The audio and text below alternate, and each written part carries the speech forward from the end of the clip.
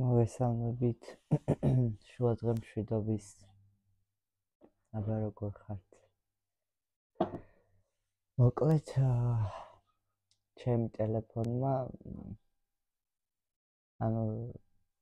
საფხულია ეხა დაცხადა. რაც უფრო მეტად სიცხეები იწყება, მით უფრო მეტად იწყებს ჩემი ტელეფონი ჭედვას. თან მით უმეტეს ესა ერთხელ სამსახურში დამივარდა და ეკრანი ნახევრად ამოძვრა, მეორედ მეტროში დამივარდა. ანუ ბარათის უკანმე და кейსის უკანმე და ბარათი. და ესა ბარათს რო ვიღებდი, გამივარდა ტელეფონი ხელიდან და მთლიანი ეკრანი, რო გაიქნიოდნო ტელეფონი, ეკრანი ესე ამოდის მაღლა. მთლიანად ძვრება ეკრანი. სატენებმა ხო დამტანჯა, ანუ 9 სატენი მაქვს iPhone-ის და არც ერთი არ ტენის ხოლმე რა. ანუ კაი სატენი უყიდე 25 ლარი მივეცი მე მგონი და აჭედიებდა მოკლედ რა, არ ტენიდა. ხო და ეხლა რაღაცა კაბელი ვნახე და ეს კიდე შედარებით ტენის. ცოტა ხანი მომიწევს დატანჯვა. ნახეთ მე რა მაქვს. გახსოვთ ვიდეო რო დავდე პასპორტის გასაკეთებლად რო ვიყავი წასული, გაკეთდა. ნეტა ეს ფურცლები მალე სულ ბეჭდებით შეივსებოდეს. ძალიან მინდა მოგზაურობა სხვადასხვა ქვეყნებში, იმიტომ რომ ძალიან მიყვარს ეს სიარული და ხეტიალი. და თან სამოგზაურო კონტენტი რომ მქონდეს. ნახეთ რას ვგავარ ხალხო, გეხვეწებით. ნახეთ რას ვგავარ.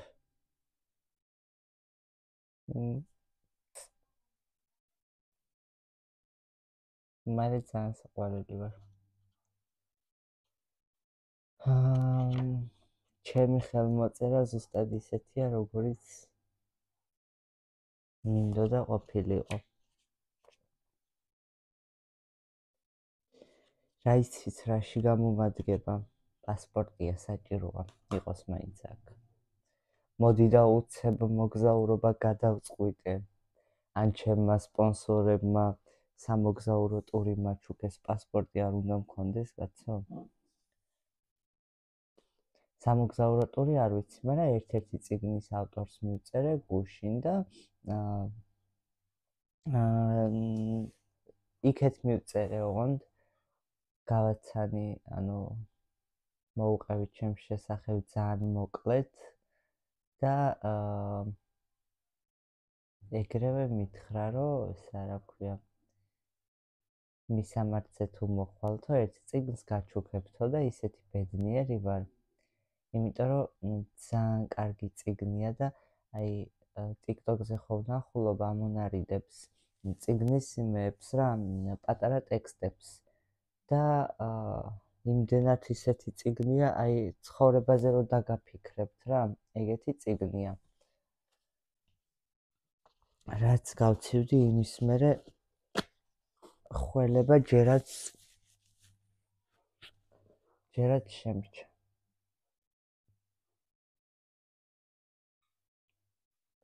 ესე იგი, გუშინ ვისვენებდი, არ მუშაობდი და სხვათა შორის არაფერი არ დამიგეგმავს. ვაპირებდი, რომ დამეგეგმა, იმიტომ რომ ესე დაუგეგმავად, როცა ვისვენებ, იმდენი აზრი მიტრიალებს თავში, რომ რომელი ერთი მოვასწრო, აღარ ვიცი ხოლმე. მაგრამ გუშინ კაი იმამდე, რა ქვია, 2 საათამდე ვიძინე, ვიკოტრიალე ლოგინში და მერე 5 საათი იქნებოდა ალბათ მეგობართან ერთად თაწმინდაზე წავედი, ვიყავა დავლიეთ, ვილაპარაკეთ რაღაცა, ძალიან ესე სულიერი სიმშვიდე მივიღე და წამოვედი მერე სახლში. და დაახლოებით 8 საათზე არ ვიცი რატომ მოვინდომე, მაგრამ მოვინდომე გამეკეთებინა ლობიანი. ანუ ხალხო, ცომს ვაკეთებ, სასწაულს. ლობიო ხო არ მოიხარშა 11-12 საათამდე. მოუკვდი ძალიან დავიღალე იმენა. უკვე მეზარებოდა ყველაფერს. ლობიო ხო არ მოიხარშა 12 საათამდე. აი ვიფიქრე რომ 1 კილო მოუხარშე და ვიფიქრე რომ ნახევარით ლობიანის იმას გავაკეთებდი შიგთავს, ნახევარს ლობიოთ შევკმასავდი და ესე იგი შევკმაზე ლობიოც გავაკეთე, ლობიანიც სანამ ის მოიხარშა, ცომი მოვზილე ხალხო და 10 წუთი გასული არაა და უკვე ისე ამოვიდა, რომ ზემოთ რაც ეფარა, იმას მიწუდა. ანუ ცომი ჩავზილე 20 ჯერ. ისეთი ფაფუკი ცომი გავაკეთე. ძალიან ცოტა მოვზილე პატარა თასში. მაგრამ აი არ ვიცი რატომ, მაგრამ ლობიანის გაკეთება რამდენჯერ გადავწყვიტე, იმდენი მიჭირს სულ. იმიტომ რომ ცომი მოვზილე მაწვნით და ესა ძალიან ისეთი იყო რა, ძალიან ფაფუკი იყო. და როგორ გითხრათ, მარტივად იწელებოდა და მარტივად იხეოდა რა. და ესა შიგთავსიც ცოტა ზედმეტად თხელი გამომივიდა, იმიტომ რომ ლობიო რო ჩავსლისე და ის ლობიო რო გამაგრდა, მერე ხახვი ტომატში და სუნელებში მოთუშული რო დავამატე, გათხელდა მასა და აი არ ვიცი შეყვრისას სულ მეხეოდა ლობიანი და უკვე ნერვები აღარ მყოფნიდა და 4 ცალის მეტი არ გამომიწყვია. ის ცომი დანარჩენი რაც დარჩა რა გავაკეთე, იცით? კალბასი მქონდა, ჩვეულებრივი კალბასი მაცივარში და ის კალბასი დიდი ზომის იყო და დავჭერე შუაზე და ესე ცომში გავახვიე და შევწვი დაფაზე 10-12 ცალი ალბათ. ეგეც ძალიან კაი გამოვიდა. მაგრამ ლობიანის კეთების თავი აღარ მქონდა. მიუხედავად იმისა, რომ ძალიან გემრიელი იყო, ლობიანი არასდროს არ გამოდის. ერთხელ მახსოვს მარიამობა იყო მე მგონი, სტუმრიანობა გქონდა რაღაცა სოფელში, იქეთ ბაბუა ჩემი იყო აფხაზეთიდან ჩამოსული და მართლა ბლომად ლობიანები გამოვაცხო, მშვენიერი გამომივიდა, ოღონდ ის გამოვაცხო ღუმელში და ეს გამოვაცხო ტაფაზე. ხო და ასა არ გამომივიდა, არ მეყო ნერვები. ნერვები არ მეყო და მივატოვე. ესე იგი ხალხო, არ ვიცი, კატასტროფაა. აი ხო ვმუშაობ 20 ლარი დღეში ადამიანს გინდა მარტო რო ჭამო, ანუ სამსახურში რო ხარ, ჭამა გინდა, სმა გინდა, მით უმეტეს ქსელურ მაღაზიაში რო ვმუშაობ, ფსიქოლოგიური მომენტია, რომ ამდენ პროდუქციას რო ხედავ, ტკბილს მწარეს, ხან ის მოგინდება, ხან ეს მოგინდება და რაღაცა ძალიან ხშირად ჭამ. მით უმეტეს სიგარეტს თუ ეწევი, ეგ ხო ცალკე ხარჯია, ანუ 20 ლარი მინიმუმ მინდა ხოლმე სამსახურში, მარტო სამსახურში. რო რაღაცა ელემენტარული ჭამო და დავლიო. მაღაზიაში რო შეხვალ, რა იყიდო არ იცი. მე მაგალითად ალბათ გადაჩვეული ვარ. საჭმელებს რო ვეღარ ვაკეთებ სახლში, პროდუქტსაც არ ვყიდულობ რაღაცა და ესე იგი მაღაზიაში შეხვალ და რა იყიდო არ იცი. გუშინ წინ უცებ მომაფიქრდა, ღამე იყო, უცებ მომაფიქრდა, რომ მეთქი ჩიჟიბიჟის გავაკეთებ თქო. წავედი მაღაზიაში და რა ვიყიდე? პური, პამიდორი, კიტრი, კოკა-კოლა, ტომატი ვიყიდე პატარა და 2 ცალი ხახვი. ანუ 17 ერთ მაღაზიაში გადავიხადე და 12 თუ რაღაცა მეორეში, ანუ 30 ლარამდე ისე დავხარჯე, რომ არაფერიც არ მიყიდია. რა ვიყიდო ისიც კი არ ვიცი რა, მაღაზიაში რო შევდივარ. ანუ ძალიან ისეთი არ ვიცი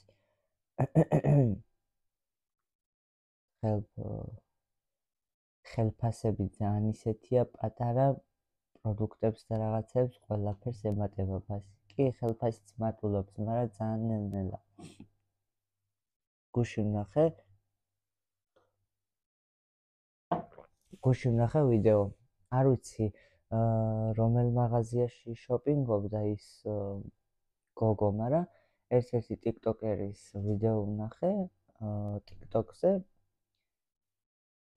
პროდუქტების მაღაზიაში შოპინგობდა და თან ვიდეოს იღებდა რა. ესე იგი მარწყვი აიღო ესეთი შეკვრით 20 ლარი ღირდა. თუთა აიღო ესეთი შეკვრით 8 და რაღაცა. სასწაული ფასები ქონდა. თევზი აიღო რომელიღაცა 87 ლარის. ავიდა რამდენზე? 300 რაღაცა ლარზე თუ 500 რაღაცა ლარზე. მოკლედ პროდუქციას ისეთი ფასები ქონდა, რომ გადავირიე გამოვშტერდი, ანუ მე მაგალითად აი ხო შრომობ მუშაობ რაღაცა და რამე ისეთისთვის მემეტება ფული. აი ახლა მაგალითად თუნდაც სტატუ მინდა დავიხატო, თუნდაც თმა მინდა შევიჭრა, ან რაიმე ტანსაცმელი მინდა სიტყვაზე ვიყიდო, ან ეს მომეწონა რა ქვია, მაგიდა და სკამი აივნის პატარა მრგვალი მაგიდა როა ორი სკამი რომ მოყვება და კიდე ბუდე ჰამაკი ძალიან მაგარია. მაგრამ ესეთებისთვის ვერ ვიმეტებ საკუთარ ხელფასს, ესე ვთქვათ. მაგრამ მე ვხვდები, რომ ისევ ჭამას მასში მეხარჯება. და თვის ბოლომდე ისედაც ძლივს ვქაჩავ. ხო და არ ჯობია როცა გაქვს მაშინ რაღაცა რამე ღირებული იყიდო და მაინც გეხარჯება, რაც მეტი გაქვს, მით მეტს ხარჯავ. ანუ ეგრეა რა. მე თუ მქონდა სიტყვაზე 500-600 ლარი, მაშინ ხო ყოფინობდი რაღაცნაირად. ეხლა მე თუ მაქვს 1000-1200 ლარი, აი მაშინ მე ვფიქრობდი, რომ უი რა კაია 1000-1200 ლარი, ანუ მეყოფა, მაგრამ რეალურად რაც მეტი გაქვს, მით მეტს ხარჯავ. ხო და ეგეთი სიტუაცია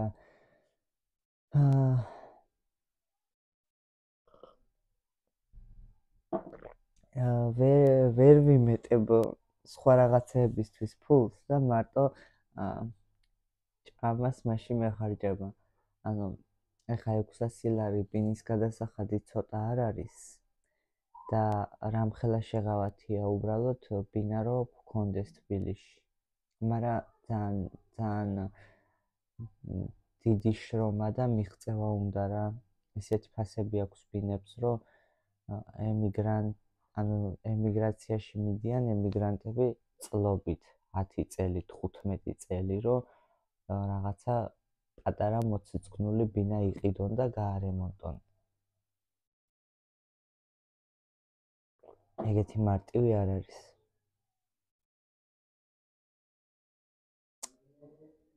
აქ პირდაპირ კარებიდან გარეთ რო გადიხარ, არის აივანი პატარა, გადახურული. და ამ აივანზე გვერდით ელაგა ძველი სამშენებლო ნივთები, რაღაცა კარებები, ხის ნაჭერი მასალები, მეტლახები რაღაცეები და გუშინ დავეხმარე ჩემ ხაზე იკას გავატანიე ესენი და მოწმინდეს, მოხვეტეს პოლი და ისე გაწყრიალდა აივანი, რომ ვიფიქრე, რომ ნეტა ეხლა აქ აივნის მაგიდა და სკამი მომცათქო რა. შევედი TikTok-ში დასაძებნად. და ვნახე ერთი 140 ლარიანი მოდელი, მეორე 175 ლარიანი მე მგონი. ხო და ესა რა ქვია, დავფიქრდი ყიდვაზე. მაგრამ მე მივხვდი რომ პატარა ფული ნამდვილად არ არის. ძალიან კაი იქნებოდა ხა აქ აივანზე თან ახლა უნივერსიტეტში სიარული აღარ მიწევს სამსახურში შაბათ-კვირის გარდა დანარჩენი დღეები 4-მდე არ გავალ და ესა რა ქვია თან ჩემი ძმა სოფელშია და ვთხოვე რომ ცივი ყავის სათქვეფე აპარატი წამოიღეთქო და თუ ჩამომიტანა ძალიან კაი მაცივარიც მოგვიტანეს რაღაცა საოჯახო ნაყინს შევაგდებ ცივ ყავას გავაკეთებდი ხოლმე გავიტანდი გარეთ აივანზე დავჯდებოდი გემრიელად ლამაზად და მივირთმევდი ყავას მაგრამ ვერა მაგისტრის ვერ ვიმეტებ მაგრამ მქონდა გუშინ წინ ის ეტაპი რომ აი რომელი ავირჩიო თქო აივნის მაგიდა და სკამი თქო თუ აივნის ბუდე ჰამაკი თქო რა იმიტომ რომ ორივეს ერთი და იგივე ფასი ქონდა თითქმის და ბოლოს მივხვდი რომ ბაჩო არც ერთი არ გინდა თქო მაგრამ რეალურად რავი ჯობია კიდე ეგეთი რაღაცა იყიდო და დაგრჩეს ვიდრე ისევ ძალიან უბრალოებაში და ყოველდღიურ ცხოვრებაში დახარჯო ის თანხა შენი ხელფასი სხვა შენახვით მე ერთ თეთრს ვერ ვინახავ რა შენახვაზეა საუბარი ხო და კიდე ეგეთი რაღაც ჯობია რომ რაღაცა შეიძინო აუ ძალიან კაი იქნებოდა მართლა ის ბუდე ჰამაკიც და მაგიდა და სკამიც ალბათ ამ ორიდან მართლა არ ვიცი რომელს ავირჩევდი ამ ორიდან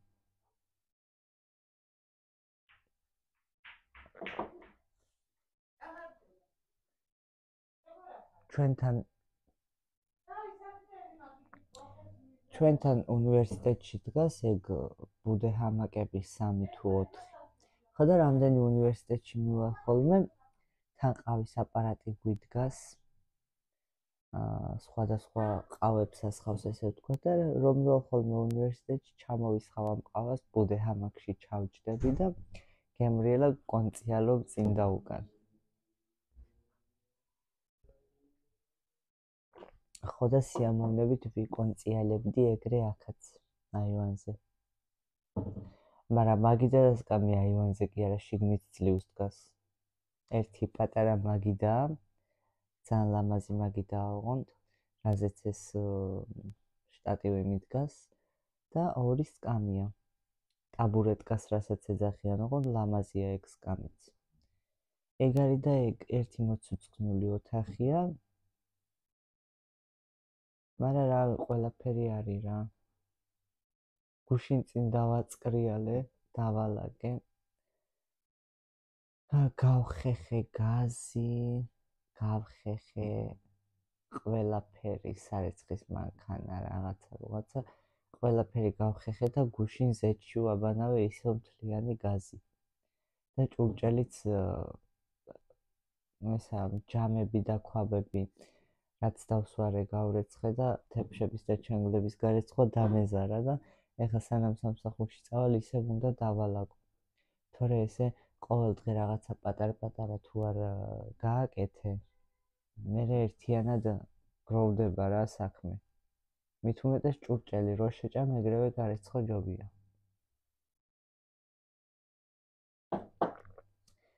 ასე და ამგვარად ისე არასდროს არ მქონია შურის ფაქტორი ანუ ნახეთ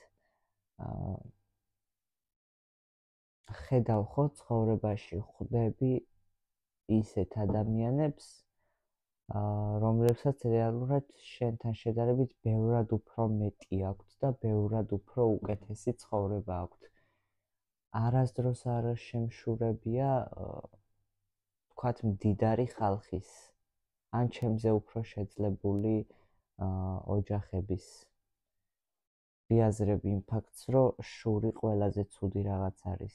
შური და ბოღმა არის ის, რაც კარგს არაფერს მოგიტანს. პირიქით, ცუდის მეც არაფერს არ მოგიტანს. მაგრამ უბრალოდ მაქვს რა ფიქრები, იცით? აი, ხო ესეთი ხანმოკლეა ცხოვრება და რამდენი უნდა იშრომო, რამდენი უნდა გააკეთო, რომ როგორ ვთქვა, ესეთი ცხოვრება შეიქმნა. ანუ ვაკვირდები ადამიანებს, რომლებსაც ძალიან ბევრი აქვთ რა. და აი რამდენ შრომობენ თავისი განვლილი ცხოვრების მანძილზე, რომ დღეს ესეთ სიტუაციაში არიან. ხო? აი მე მაგალითად რა ვიცი, ძალიან ბევრ შრომობ და სულ იმაზე ვფიქრობ, რომ როგორ განვითარდე და რაღაცა უკეთესი მომავალი როგორ შევიქმნა, მაგრამ აი ალბათ წარმოუდგენელია ჩემთვის, რომ არ ვიცი. თან ვერ ვთქვი ჩემი სათქმელი ბოლომდე რა. მოკლედ იმდენად ხანმოკლეა ცხოვრება და თან კიდევ ისეთ ქვეყანაში ვცხოვრობთ, რომ ძალიან რთულია, რომ ესე ვთქვათ, ძალიან ბევრი უნდა იშრომო, რომ კარგი მომავალი შეიქმნა რა. კარგად რო იცხოვრო, შეძლებული რო იყო. მაგრამ ცხოვრებისეული სირთულეები და პრობლემები და გადაღლილობა ყველა ადამიანს აქვს. ანუ ვიფიქრებთ იმაზე, რომ აი მდიდარ ადამიანს არ უჭირს. მდიდარ ადამიანს ძალიან ბევრი აქვს გამოვლილი. ძალიან რთული გზა აქვს გამოვლილი, რთული ცხოვრება აქვს გამოვლილი და ეგრე მიაღწია იმას, რასაც მიაღწია. და რეალურად ყველა ადამიანს აქვს ისეთი პერიოდი, რთული პერიოდი, ესე ვთქვათ.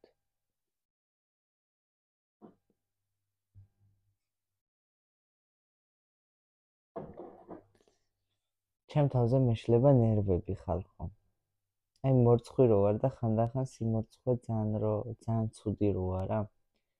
ეხლა მაგალითად მიყვარს მე ეს საქმე, რასაც ვაკეთებ, ვიდეოების გადაღება, სოციალურ ქსელებში განთავსება, მაგრამ მაქვს სიმორცხვე ამის ხალხში.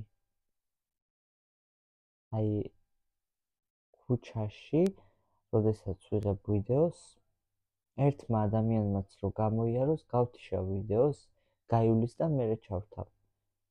ეს ძალიან ცუდია. ძალიან მინდა რომ YouTube სფეროში იმაზე მეტ წარმატებებს მივაღწიო, ვიდრე ამ ეტაპზე მაქვს მიღწეული, მაგრამ რეალურად ეს სიმორცხვე თუ არ დაძლიე, სხვანაირად ვერ იქნები წარმატებული იუთუბერი.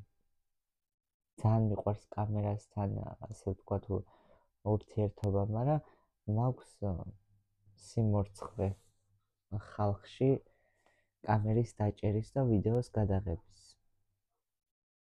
ეს სიმორცხვე არ გამომადგება.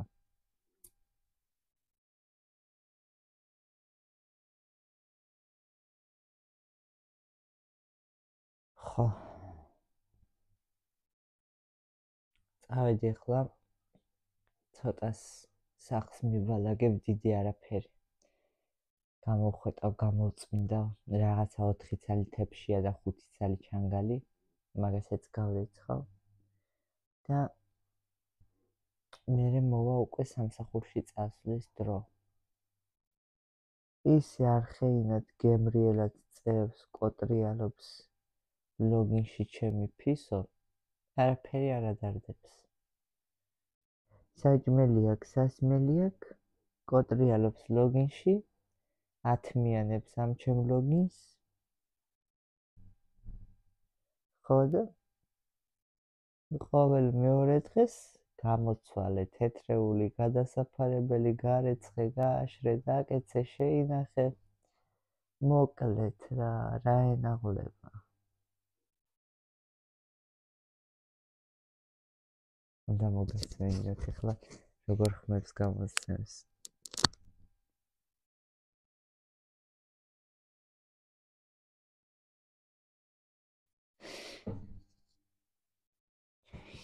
ბიჭო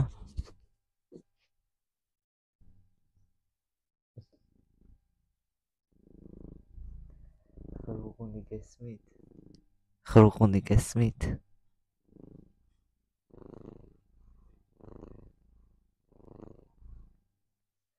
აუ ძალიან მიყვარს კატები მით უმეტეს ჩემი კატა მაგრამ ცუდი ისაა რომ საფხულში და სიცხეებში ცვივათმა ეხა დაბანით ეს რომ დავბანო შეიძლება 20 ნაკერი დამადონ ისო დაპორჭყნილი ვიქნები მაგრამ სავარცხელი უნდა ვუყიდო და ესა დავვარცხნო კაი გემრიელად წამალიც დავალევიე 1-10 ტაბლეტი ვუყიდე ყოველდღე ვასმევდი ემისი რა ქვია ზოომაღაზიაში შევედი თმისცვენის წამალი მინდა კატისთვის თქო და აი ეს ვიტამინიაო და რაღაც ვიტამინი მომცა დავალევიე 1-10 დღე და რა ვიცი თითქოს კი უპრიალებდა კანი მაგრამ ეხა პიკია თმისცვენის პიკი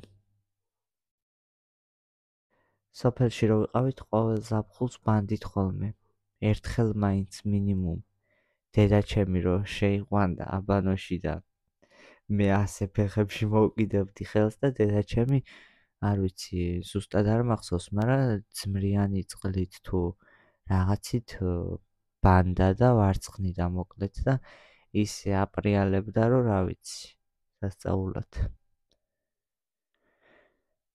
წავედი აბა მივხედო ცოტა საქმეებს და მერე სამსახური კაია აწი ესე ვიზავ ხოლმე რომ დილას ადრე გავიღვიძებ და მარტო ისე კი არ ვიზავ რომ ავდგე სამსახურში წავიდე დავწვე არა დილას ადრე გავიღვიძებ რომ სამსახურამდე ცხოვრება მოვასწრო ესე ვთქვათ დილას რო შევირგო ცოტა რა